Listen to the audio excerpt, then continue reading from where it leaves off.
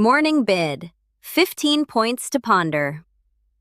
What if the market isn't reacting to events, but is being quietly guided by them? What if oil doesn't fall because of peace, but because someone needs it to fall at the right time? And what if morning bid, 15 points to ponder, isn't just analysis, but a silent strategy document shaping the next phase of global power? Because when you look closely at the timing, the coordination, and the reactions, this doesn't feel random anymore. It feels engineered. Let me walk you through this step by step.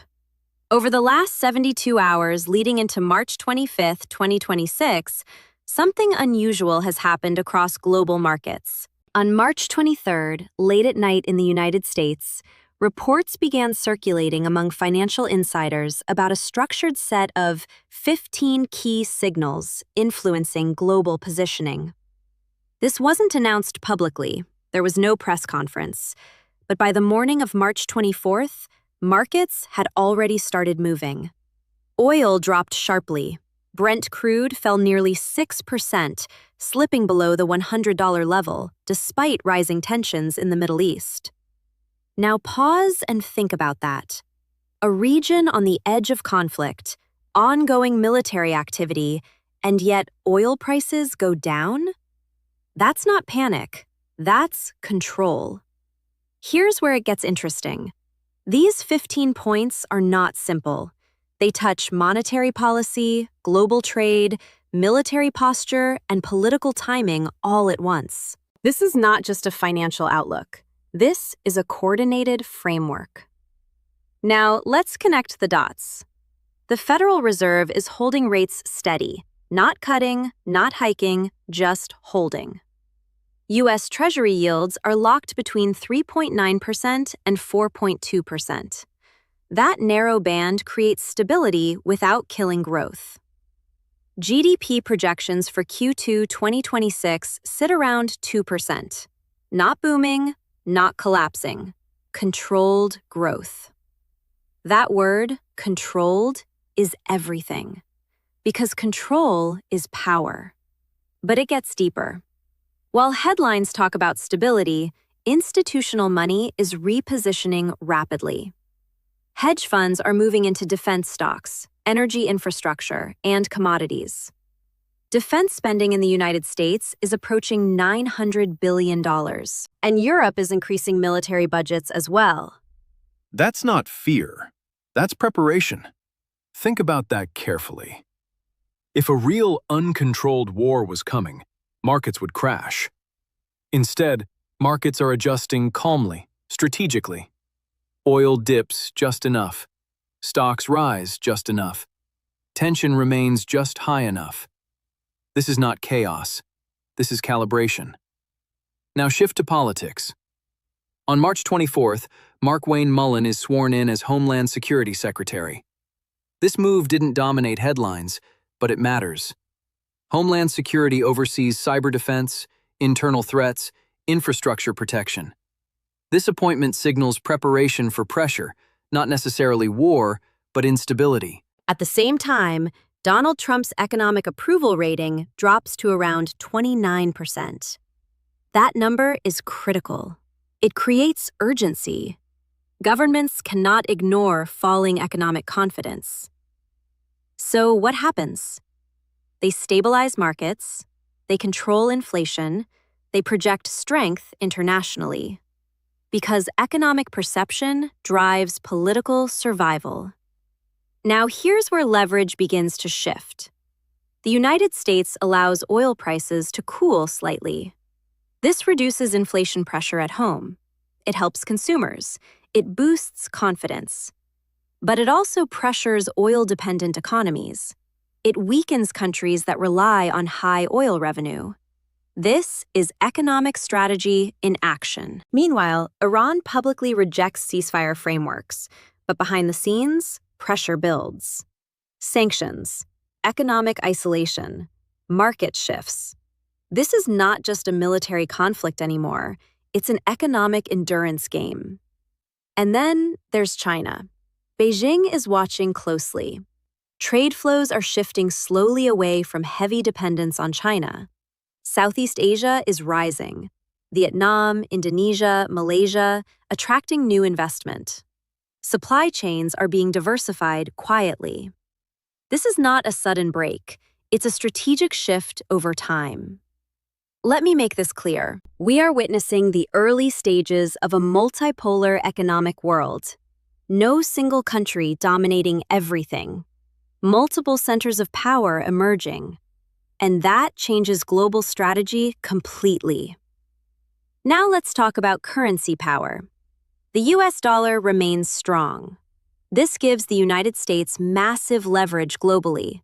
A strong dollar means cheaper imports, controlled inflation, and financial dominance. But it also creates pressure. Emerging markets with dollar debt are struggling. Repaying loans becomes harder. That creates vulnerability, and vulnerability creates leverage. Now imagine this situation. Multiple countries under financial stress. Markets stable but tense. Political deadlines approaching. This is the perfect environment for negotiations. Not public negotiations, strategic ones. Trade deals, security agreements, economic concessions. This is where real power operates. Now, let's extend the timeline, because over the next 3 to 6 months, everything begins to converge. By mid-2026, U.S. budget negotiations will intensify. Government spending decisions will become critical. At the same time, central banks in Europe may begin policy shifts, possibly easing or tightening depending on inflation trends. In the Middle East, tensions will either escalate further or be carefully managed toward partial de-escalation. But here's the key. None of this will happen randomly. It will follow positioning already happening right now. Think about the implications. If markets stay stable, governments gain control. If volatility increases, financial institutions profit. Either way, someone is ready. Now let's go deeper into who benefits. Defense contractors benefit from sustained tension. Energy companies benefit from controlled oil fluctuations. Financial institutions profit from volatility and positioning. Governments benefit from maintaining stability narratives. This is a system where multiple powerful players win, but only if the balance is maintained. Now here's something most people overlook. Timing. Why now? Why March 2026? Because multiple cycles are aligning. Economic cycles, political cycles, geopolitical cycles. When cycles align, change accelerates, and we are entering that phase. Now imagine what happens next. If oil suddenly spikes again, inflation returns. If inflation returns, central banks react. If central banks react, markets shift rapidly. This chain reaction is always one step away. That's why control is being maintained so carefully. This is a balancing act. Now here's where it gets even more intense. What if this entire framework is preparing for a larger negotiation later in 2026?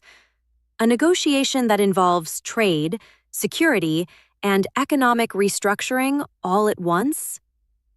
Because the signs are pointing in that direction. Control the markets. Control the pressure points. Then negotiate from strength. That's how global strategy works. And if that's true, then what we're seeing right now is not the main event. It's the setup. Now ask yourself this. Are these 15 points simply observations? Or are they signals guiding global players on what to do next? Because if they are signals, then markets are not reacting. They are following. And that changes everything. Now, if you're still watching, you're already ahead of most people.